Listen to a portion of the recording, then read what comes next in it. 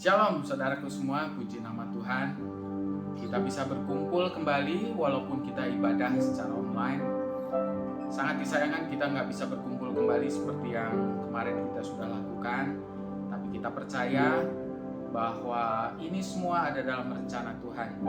Dan kita percaya bahwa Tuhan akan menjamah setiap rekan-rekan kita, jemaat-jemaat Tuhan, setiap orang-orang yang sayang akan Tuhan.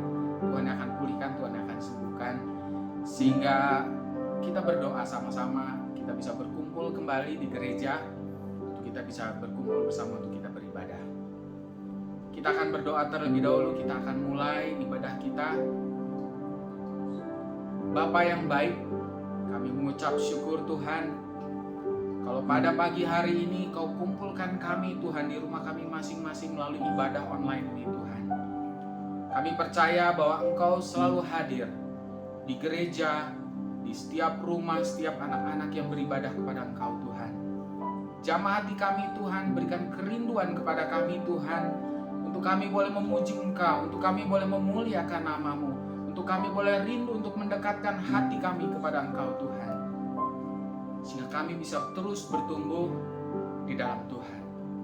Kami percaya Tuhan Kau hadir, dan saat ini Kau juga menjamah setiap kami semuanya. Hanya di dalam nama-Mu kami berdoa dan mengucap syukur. Haleluya. Amin. Kita akan nyanyikan lagu Mengikut Yesus.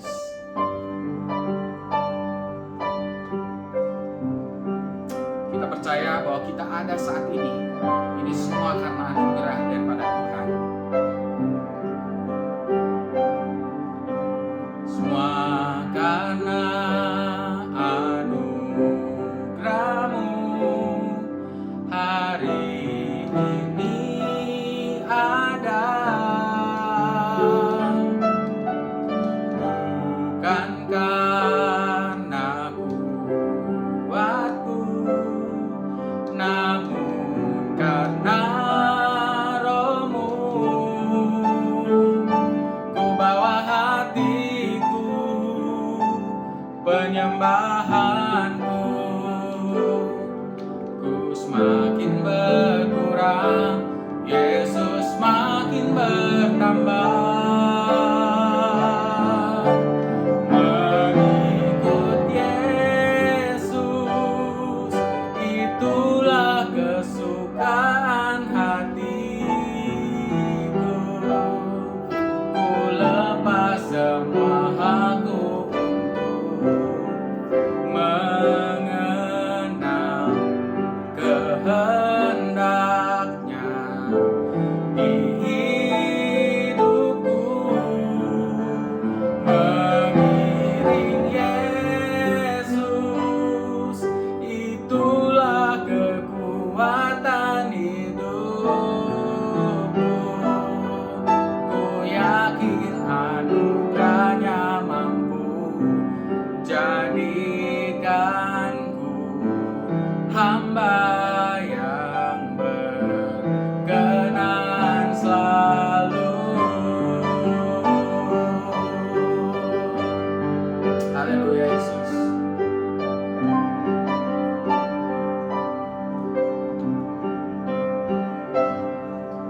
Semua karena anugerah-Mu hari ini ada. Bukan karena kuatku, namun karena Roh-Mu. Ku bawa hatiku, penyembahanku, ku semakin berkurang, Yesus makin bertambah. Mengikut Yesus, itulah kesukaan hatiku. Ku lepas semua hakku untuk mengenal kehendak-Nya di hidup.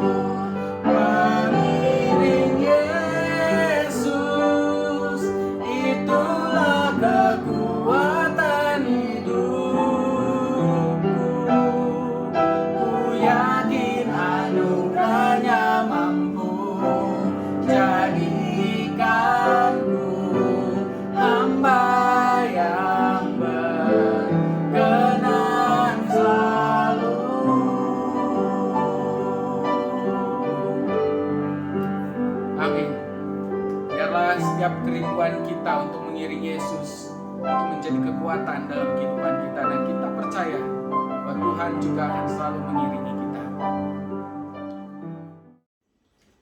Kita akan lanjutkan dengan lagu kita selanjutnya, Ajarku Berdiam. Kita mau mendekatkan hati kita, hidup kita selalu dekat dengan Tuhan.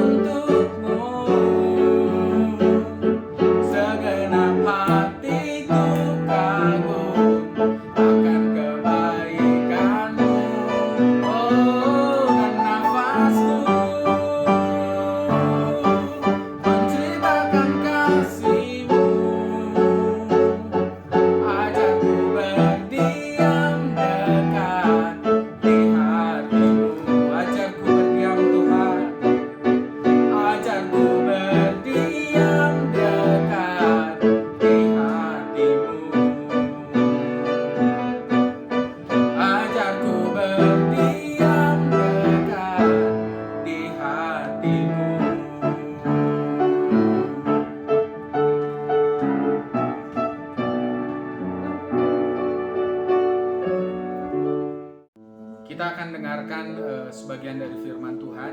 Kita mau siapkan hati kita mau nyanyikan lagu Juru Selamatku.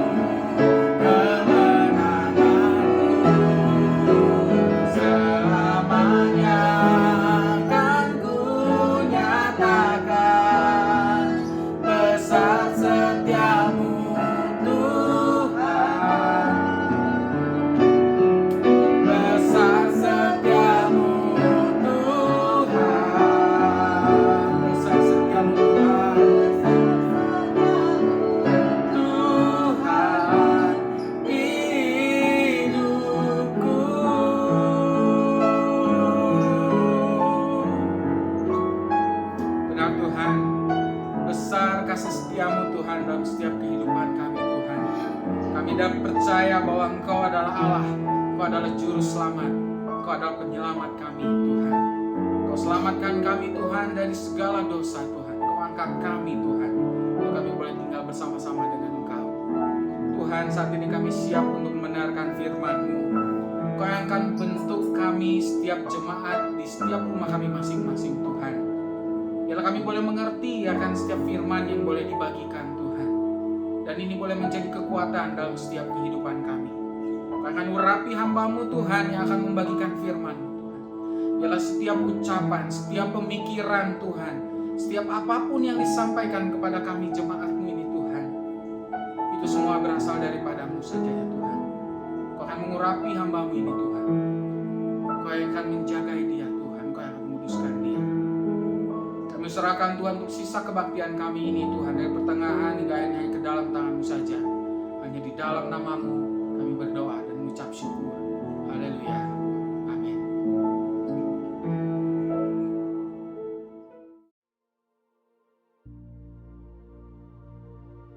Kita berdoa Bapak Ibu sekalian, semoga kita mendengarkan firman Tuhan.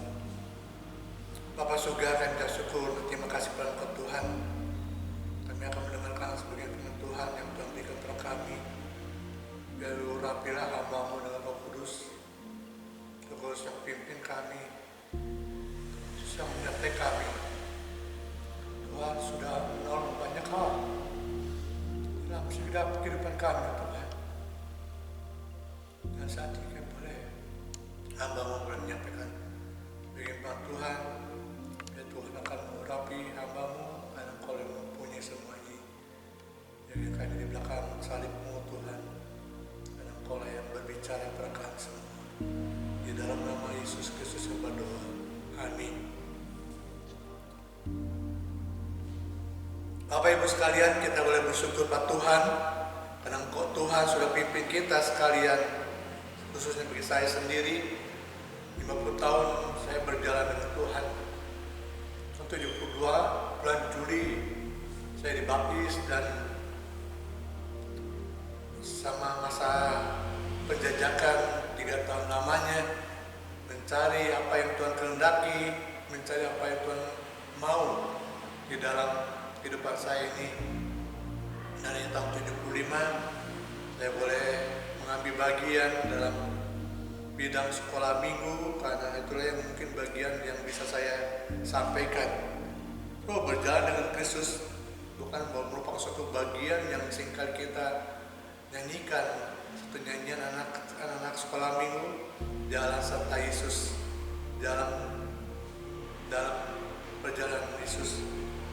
Nah, bahwa memang berjalan merupakan suatu bagian yang memang bisa menyehatkan tubuh kita ya. Ada suatu artikel dikatakan bahwa kalau kita berjalan 1000 kali berjalan atau kira-kira 1 jam, maka tubuh kita akan mengalami kesegaran, kekuatan dari Tuhan. Lalu bahwa kita pun sama, di dalam perjalanan kita pun kita akan berjalan bersama Yesus. Tetapi kita tahu bahwa perjalanan itu bukanlah merupakan instan seperti zaman sekarang, semuanya serba instan, semua serba ada yang akhirnya kita bisa mengerjakan segera cepat. Tapi dalam perjalanan dengan bertemu dengan Kristus itu tidaklah gampang, merupakan suatu perjalanan yang harus kita jalani. Bahwa di dalam berjalan dengan Kristus ada 5 hal yang harus kita perhatikan. Yang pertama adalah menjadi dewasa di dalam Tuhan. Saya katakan tahu nih bahwa tahun 72 sampai 75 merupakan suatu penjajakan bagaimana saya harus melayani Tuhan. Tentunya sebagai anak Tuhan yang sudah diselamatkan oleh Tuhan Yesus, punya suatu tanggung jawab untuk punya kerinduan untuk mengerjakan bagian yang Tuhan berikan pada saya. Maka sampai itu 3 tahun saya bergumul bagaimana Tuhan mau memakai saya. Dan akhirnya bersyukurlah, akhirnya saya bisa menjadi guru sekolah minggu tahun 75 dan 76, mulai melayani di tempat ini sampai sekarang yang olehkan anugerah Tuhan. Sebab itu bahwa menjadi dewasa dalam Tuhan tentunya kita harus menyadari bahwa dulu kita adalah orang yang terbuang. Dulu kita adalah orang yang tidak ada apa-apanya dan sia-sia hidup ini. Tapi ketika percaya pada Yesus, lahir baru, maka ada suatu pertumbuhan. Maka sifat-sifat lama pun mulai meninggalkan kita. Kenapa? Ada Kristus di dalam kita, karena Kristus yang memimpin kehidupan kita, Kristus yang menolong kehidupan kita, sehingga kita terus makin hari makin didewasakan oleh Kristus, sehingga kita pun berusaha mencari kehendak Dia, supaya kita pun boleh menjadi orang yang baik di hadapan Tuhan dan sempurna di hadapan Tuhan sesuai dengan apa yang Paulus inginkan. Di dalam Efesus pasal yang keempat, di sana dijelaskan ayat 11 sampai 16 tentang bagaimana ada 5 jabatan gereja yang saat itu Paulus ceritakan. Itu pertama ada nabi, para rasul, gembala, para pengajar, dan juga para pemberita Injil Tuhan.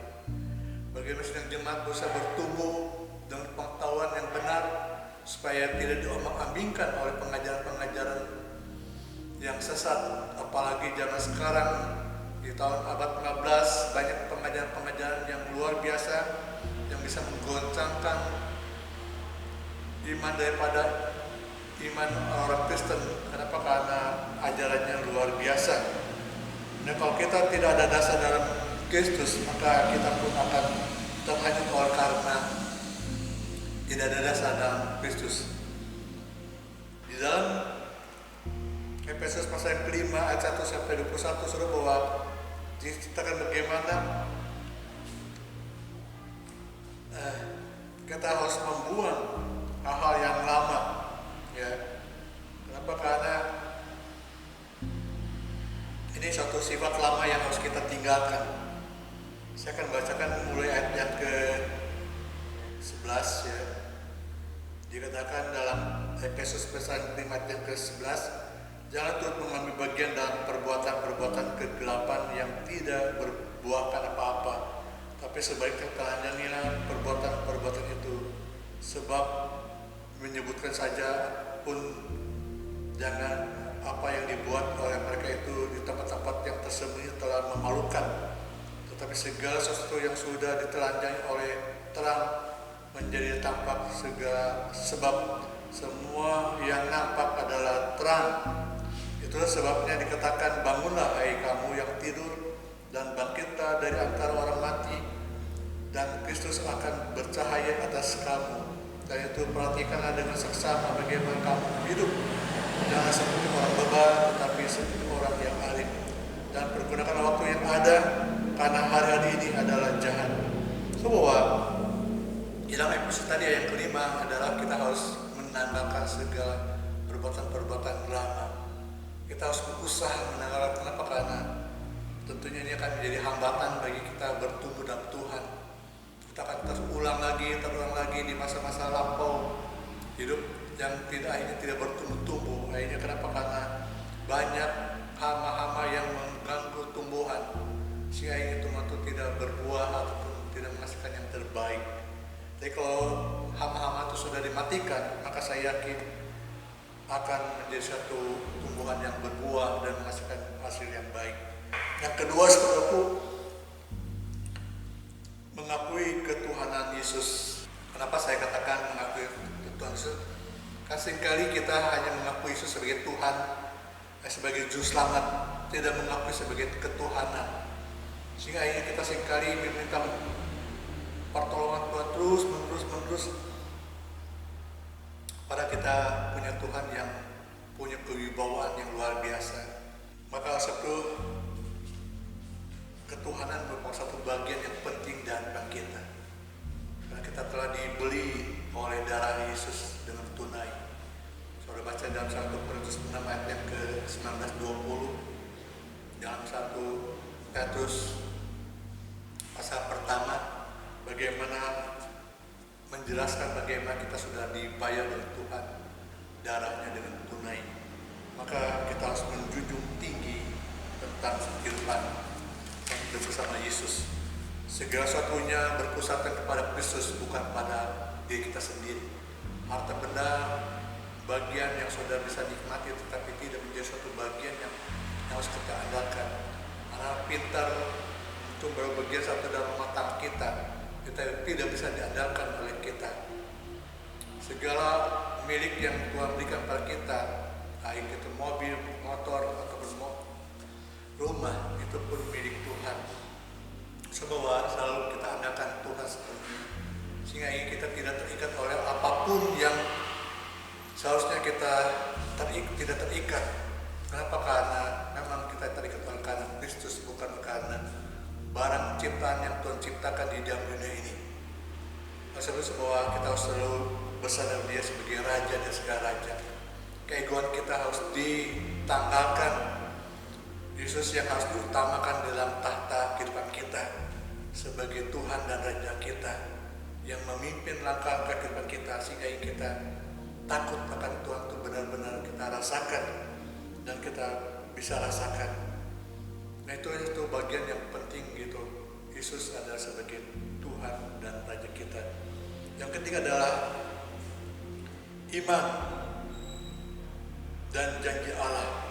Sebuah iman dan janji Allah merupakan suatu bagian yang Tuhan sudah berikan kepada kita oleh Abraham, bahwa Dia sudah memanggil Abraham keluar dari Ur Kasdim dan meninggalkannya dan tinggal di Palestina. Dan Tuhan, Abraham adalah orang yang beriman, percaya pada Tuhan, dan dia akan mendapatkan anak cucunya di tanah Kanaan. Meskipun pada kenyataannya tidak ada, tapi tetap Abraham berjanji dan Abraham tetap percaya pada Tuhan, dan dia percaya pada janji Tuhan. Sehingga ini pada umur 100 tahun dia punya seorang anak laki-laki, dan dia boleh bersyukur karena Tuhan, bersandar pada Tuhan, meskipun secara jasmani, tubuh jasmani dia tidak akan punya anak, tetapi akan anugerah Tuhan diberikan kekuatan Sarah sehingga dia punya anak. Pada umur 17 tahun akhirnya diminta oleh Tuhan untuk menyerahkan nyawa daripada anaknya sebagai korban bakaran di depan Tuhan. Tetapi Abraham tetap percaya bahwa kepada anaknya, mengatakan bahwa Tuhan akan menyediakan anak domba menggantikan untuk persembahan korban kepada Tuhan. Dan benar waktu Abraham sudah mempersiapkan, tetapi ternyata tidak ada anak domba, tetapi akhirnya dia bisa mempunyai keyakinan bahwa akhirnya ketika dia menyembelih Ishak, tetapi malaikat Tuhan katakan jangan bunuh dia, dan Tuhan sudah disediakan bagi seorang anak domba, dan benar anak domba itu disiapkan. Bahwa bagaimana Abraham beriman, percaya pada Tuhan. Kehidupan kita sama, iman kita harus tetap menjadi suatu bagian yang penting dalam masa kehidupan kita ini sampai akhir hidup kita. Jangan sampai kita gagal dalam pertengahan jalan ataupun dalam masa tua kita kecewa dan sebagainya, tetapi kita harus tetap percaya bahwa Tuhan adalah sumber pertolongan kehidupan kita sekalian. Saudara bisa baca dalam Roma pasal 4 ayat 18, 21 bagaimana Tuhan berjanji. Kemudian Ibrani pasal ke-11 ayat yang ke-6. Terus yang keempat adalah mengenal kehendak Allah. Bahwa mengenal kehendak Allah merupakan bagian yang penting dan kehidupan kita. Apa sih kehendak Tuhan? Kehendak Tuhan itu sebenarnya adalah simple, itu berbuat kebaikan sesuai dengan kehendak Tuhan dan rancangannya, menjadi teladan iman di tengah-tengah dunia yang saat ini sedang rusak dengan keadaannya. Dikatakan di dalam Amsal 3:5 dan ke-6, percayalah kepada Tuhan dengan segenap hatimu, dan percayalah dengan bersandar kepada pengertianmu, jangan bersandar pada pengertianmu sendiri. Apabila Dia dalam segala lakumu, maka Ia akan meneruskan jalanmu. Janganlah engkau menganggap dirimu sendiri bijak, takut akan Tuhan dan jauhilah kejahatan. Bahwa itu bagian yang Tuhan inginkan, supaya kita percaya patuh dengan segenap hati. Kemudian akuilah Dia dalam segala laku kita, dan merendahkan diri kita hati kita di hadapan Tuhan dan hidup dalam kekudusan Tuhan. Ya, kenapa saya katakan rendah hati dan kudus? Ini bagian yang penting karena ini satu teladan Kristus kepada kita sekalian. Dia adalah rendah hati, saudara bisa baca dalam Matius 11 ayat 28, 29, 30. Datanglah kepadaku, akulah rendah hati. Ya, artinya bahwa dia adalah orang yang atau Allah yang telah menjadi manusia dan dia mau menghampiri manusia yang berdosa dan bahkan mau mendengarkan manusia yang berdosa yang harus dia hampiri. Karena dia tahu bahwa dia cinta manusia yang berdosa, dan juga kita harus hidup dengan kekudusan Tuhan dan sampai kehidupan kita dalam kemerdekaan hidup ini kita bebas untuk melakukan kejahatan.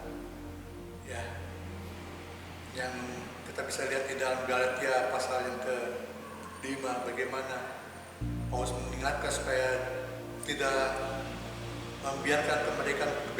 membiarkan kebebasan kemerdekaan itu dengan sia-sia, tapi pergunakan dengan sebaik mungkin. Bagaimana berusaha untuk memuliakan nama Tuhan, mengisi kemerdekaan dengan kebenaran Tuhan di dalam kehidupan kita, jangan sampai kita jauh dari Tuhan. Yang terakhir saya bahwa berjalan bersama Kristus adalah memiliki sikap hamba. Ini sikap hamba adalah suatu contoh teladan yang diberikan kepada kita adalah melalui Yesus Kristus. Dia ketika dia berjalan kudus, maka anak murid-muridnya sedang marah-marahan karena kedudukan duduk di samping kiri kanan Tuhan Yesus, dan mereka tidak mau memperhatikan apa yang seharusnya mereka masuk dalam perjuangan kudus itu sendiri. Itu membiarkan dosa masuk ke dalam diri mereka sehingga mereka baru marah-marah satu sama lain. Maka satu Yesus mengambil baskom dan mengisi air dan kemudian mengikat kain lenan dan kemudian menyikat setiap kaki-kaki daripada murid-muridnya. Dan tentunya ini merupakan suatu bagian seorang guru harus mencuci kaki daripada murid-muridnya yang sedang marah.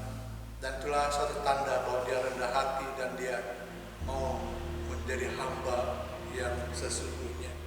Di dalam Filipi pasal kedua dijelaskan oleh Paulus bagaimana dia mengosongkan diri dan dia tidak mempergunakan haknya sebagai orang yang memiliki kuasa dapat Bapa surgawi untuk melakukan apa yang dikehendaknya, tetapi dia mengosongkan supaya dia bisa merasakan sebagai manusia yang hina dan dianiaya, disiksa dan disalibkan. Coba Paulus katakan, hendaklah kita memberi satu sama lain, jangan kita mementingkan diri sendiri. Bahwa ini adalah bagian yang penting untuk kita menjadi orang yang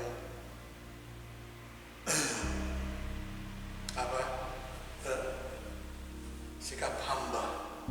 Banyak hamba-hamba Tuhan disebut hamba mau, tetapi kalau jadi jobosnya nggak mau. Kenapa? Karena dia sudah punya kedudukan, punya jabatan, tapi untuk menjadi pelayan, menghampiri orang yang rendah, itu agak suka sekali. Sabtu bahwa Rumah Katolik mengajarkan kepada kita bagaimana Paus merendahkan diri untuk mencuci kaki orang-orang rendahan supaya menjadi teladan bagi banyak orang. Kita pun sama, kita harus saling merendahkan diri sesama lain. Kita adalah hamba-hamba Tuhan yang Tuhan sudah pilih menjadi miliknya, dan bukan hanya menjadi milik hamba Tuhan, tapi menjadi sahabatnya, sehingga kita sungguh bisa merasakan sebagai orang yang menjadi hamba dan juga sebagai sahabat Kristus. Kita akan bersuka cita dalam Tuhan. Jika Tuhan memberkati kita pada pagi hari ini, kiranya nama Tuhan ditingkatkan. Dan kita akan berdoa bersama-sama. Kasih Bapa surga, kami bisa syukur dan terima kasih kepada Engkau Tuhan. Kalau Engkau sudah mengajar hamba-Mu 50 tahun lama, 50 tahun lamanya berjalan dengan Engkau. Meski banyak hal liku-liku yang kami hadapi, banyak hal yang belum kami selesaikan dalam 50 tahun ini. Banyak pergumulan yang harus kami kerjakan. Bapa surga, mari Kau akan sertai kami semua yang saat ini sudah mendengar firman Tuhan. Biarkan urapan kuasa Tuhan nyata atas mereka. Mereka pun belum menjalankan kebenaran Tuhan, bukan hanya mendengar saja, tapi menjadi penurut dan teladan sesuai dengan iman percaya kepada Tuhan untuk melakukannya. Karena kami percaya dengan berbuat sesuatu hal yang apa yang Tuhan katakan akan menjadikan kami menjadi orang-orang Kristen yang bertumbuh di dalam Tuhan, sehingga nama Engkau selalu diharumkan. Banyak orang yang percaya pada Tuhan melalui kehidupan kami semua. Urapi Tuhan kami semua dengan Roh Kudus, hamba-hamba-Mu, para majelis, para aktivis, guru sekolah minggu, dan juga ketua-ketua komisi yang lainnya. Sehingga sungguh kuasa Tuhan bekerja atas kami sekalian. Terima kasih Bapak, kami menyerahkan bagi bangsa dan negara kami. Kayaknya kami menyerahkan ke dalam tangan Tuhan. Berikanlah hikmat akal bersyukur kepada para pemimpin bangsa, menjauhkan dari segala kejahatan dan hidup dalam kekudusan kebenaran Tuhan. Sebaiknya mereka pun boleh menyatakan kebenaran di dunia ini, sehingga dunia ini boleh melihat Indonesia penuh kebenaran Tuhan, dan juga Indonesia mengalami pemulihan yang akan datang. Terima kasih Bapak Jokowi, Bapak Amin, serta menteri-menterinya, legislatifnya, yudikatif, kedatangan Tuhan dari pusat sampai ke daerah, siap kolah yang tinggikan. Terima kasih Bapak. Menyerahkan seperti ini dalam nama Yesus Kristus kepada doa.